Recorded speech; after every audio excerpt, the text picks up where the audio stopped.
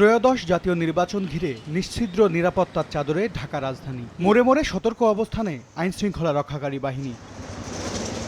শুধু রাজপথ নয়, বাড়তি সতর্কতা ভোট কেন্দ্রেও। সাধারণ ভোটারদের নির্বিঘ্নে কেন্দ্রে আসা নিশ্চিত করতে কাজ করছে বিশেষ টহল টিম। এক স্বৈরাচার থেকে মুক্তি পেয়েছি আমরা, এখন স্বাধীন।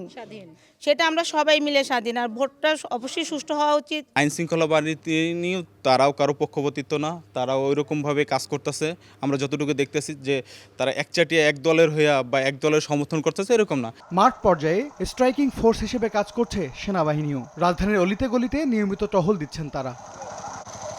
আইনশৃঙ্খলা বাহিনীর এমন কঠোর অবস্থানে সন্তুষ্ট সাধারণ ভোটাররা। 3-4 প্লাটুন আর্মিদের একটা টিম আসলো, অনেকক্ষণ ধারণ করলো, তারা আবার আমাদেরকে সচেতনও করলো। কোনো মারামারি, কোনো হইচই, কোনো ঝগড়াঝাটি, কোনো মব কিচ্ছু হবে না। সকালে সুন্দর সুষ্ঠুভাবে ভোট হবে। ভোটের মাঠে অনাকাঙ্ক্ষিত পরিস্থিতি এড়াতে জিরো টলারেন্স নীতিতে রয়েছে প্রশাসন। MS আরিফিন, সময় সংবাদ, ঢাকা। ডিটারজেন্ট বাদ দিন, ফ্লোর মুছতে লাইজল নিন। লাইজল ডিটারজেন্ট থেকে 10 গুণ বেশি পরিষ্কার করে চিটচিটে ভাব দূর করে। ঘর হয় কমপ্লিট ক্লিন। Lysol clean.